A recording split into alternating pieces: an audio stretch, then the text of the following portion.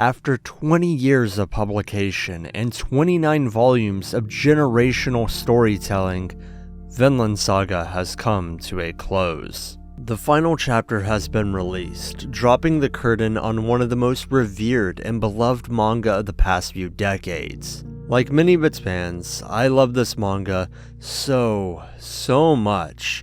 But if you look back at my top 100 favorite manga video I released in 2023, you'll notice that Vinland Saga wasn't included. It's been fairly recent that I even got into Vinland Saga, despite owning the entire series for nearly a decade and having many expectations that it would be one of my favorites. I knew the gist of the story, and I always liked similar manga, so I had no reason to think it would be anything less than the masterpiece I expected it to be. However, I delayed reading it for many years. I was waiting for the right time, the moment something in my life called me to it, because I knew that it was going to be a special reading. I finally had that moment after I made the life-changing decision to move away from my family and out of my home state to be with the one I love. I was adjusting to my new life and living with a new person. I was stressed about trying to find a new job. I had just finished healing a broken arm, and I was frankly in a pretty dark spot, mentally and emotionally. I needed something to uplift me during that difficult time, and Vinland Saga was just what I needed. A manga I knew would give me some needed meditation and self-reflection. It is funny looking back on my old expectations. I built it up in my mind as this masterpiece about Vikings and war for so many years. I set myself up for disappointment, but as I read more chapters, that disappointment never came. It was just as outstanding as I ever hoped it could be, and then even more so. I had high expectations, but I never went into it thinking that it would be overcoming favorites of mine left and right until it crept its way past Twin Star Exorcist, One Piece, Still Ball Run, and even Berserk. The only manga that I'm still not sure if it has properly dethroned is Space Brothers, which might still stand as my absolute favorite, but it's closer than I want to admit. Vinland Saga's storytelling is second to none, its character writing is phenomenal, its themes are so well integrated, and its artwork is nothing short of masterclass. Is Vinland Saga not one of the most consistently amazing manga that's ever been released? I mean, there's not even a single moment where I felt Vinland Saga had dropped the ball or failed to live up to its potential. There's no arc that is noticeably weaker than the others. No, there are 4 major arcs, and I think all of them are 10s. I don't really have another manga I can say that for. I love One Piece. Not all of its arcs are 10s, I'll tell you that much. I love all of JoJo. Plenty of its parts are not 10s. I love Berserk, and I don't think it's even as consistent. And yet, from front to back, Vinland Saga is a once-in-a-lifetime experience that just won't stop giving the absolute best storytelling out there, with each succeeding arc building on top of what came before to craft a beautifully holistic journey. It's an incredible manga that truly is a saga. It's this massive work of art that requires you to absorb its entire story to get the full picture of what it's trying to say, and it says it so eloquently. It slowly develops its message through the various characters that Thorfinn meets throughout his life, with each one adding a new layer to his self-improvement as a person and a new reason for his pursuit of a world without violence. You need all 4 arcs, all 29 volumes of its story, and all of its many characters to fully understand that this is not a story about revenge. It's not a story about being an optimist. It's not a story about the actualizations of avoiding war. It's a story about personal growth and being the best person you can be. It's a story about using your own experiences to help guide others.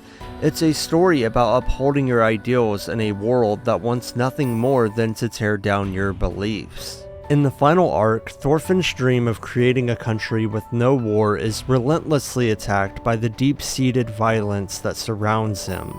And this is where Vinland Saga finally reveals its truth. Thorfinn's ideals are just that, ideals.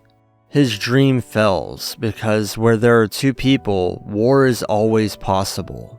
Anyone that ever thought Thorfinn's goals were a mere fantasy were proven correct. That reality is too hard to ignore. Yet I think it's a beautiful goal to work towards. There's value in trying, even if you fail, because a world without violence is a world we should all strive towards, even if it is impossible. Not only is Vinland Saga the masterpiece that I hoped it would be, it left a personal imprint on me in a way that most manga never will. I have plenty of favorites that have emotionally touched me or even made me cry, and trust me, I am a big baby that cries at tons of stories, but very few have cracked me open and dug down into the very core of my person, the essence of who I am.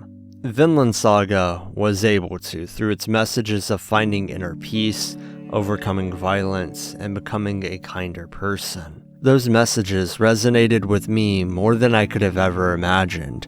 I never felt like I had to be a Viking going on a violent quest for revenge to empathize with Thorfinn, because what his story is speaking on goes far beyond just physical violence. It's about how we treat others and how we grow as people.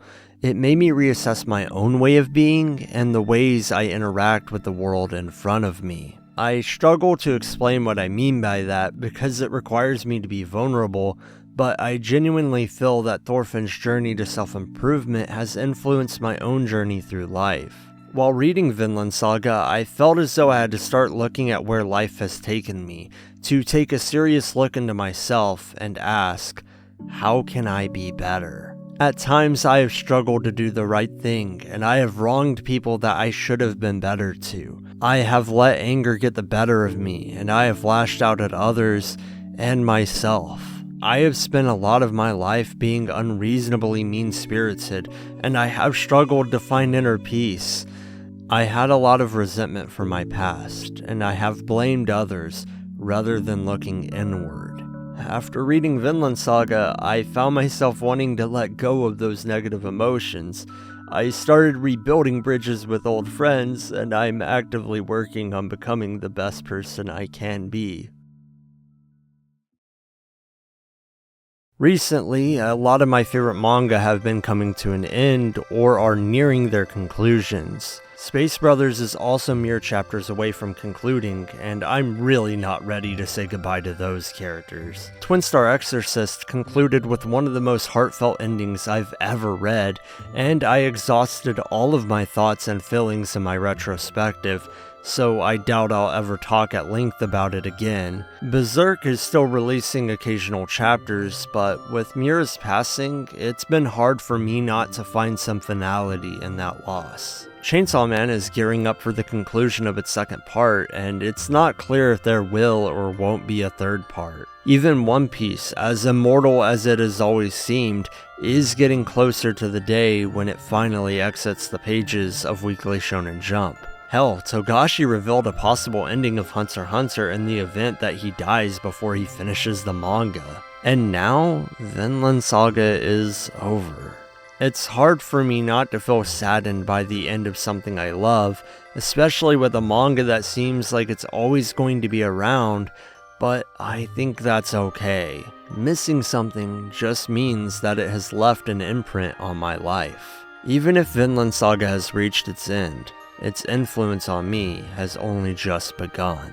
I will always remember the ways that it helped me, and I will be learning from its numerous lessons for the rest of my own journey through life.